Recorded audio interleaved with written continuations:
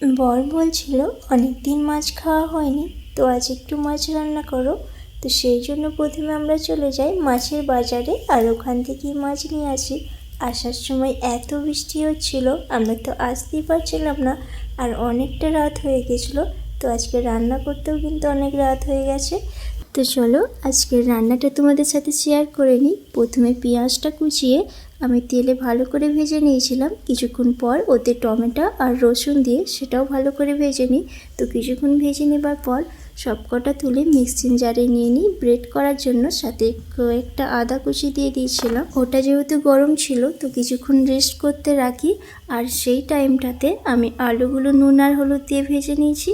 তো আলুগুলো ভাজা হয়ে গেলে সব একে একে তুলে নিই, আর এই ব্রেডটা তারপরে ওই তেলেতেই দিয়ে দিই। ওই তেলে দেওয়ার পর কিছুক্ষণ কষিয়ে নিয়েছিলাম, আর কষানোর পর এখানে একে একে সব রকম মশলা দিয়ে দিচ্ছিলাম। প্রথমে লবণ, তারপর হলুদ, তারপরে লাল লঙ্কার গুঁড়ো আর ধনে জিরে গুঁড়ো সব কিছু দিয়ে আবারও ভালো করে কষিয়ে নেবো। তো এইটা কষাতে কষাতে যখন তেল ছেড়ে দেবে এই মশলা থেকে, তখন কিন্তু আলুগুলো দিয়ে দিচ্ছিলাম। তো আলুটা দেওয়ার পরও কিন্তু ভালো করে কষিয়ে নিয়েছি। তো কিছুক্ষণ কষা হয়ে গেলে এতে খানিকটা পানি দিয়ে দিই। তো পানিটা যখন ফুটতে শুরু করবে তো আগে থেকে ভেজে রাখা মাছগুলো দিয়ে দেবো।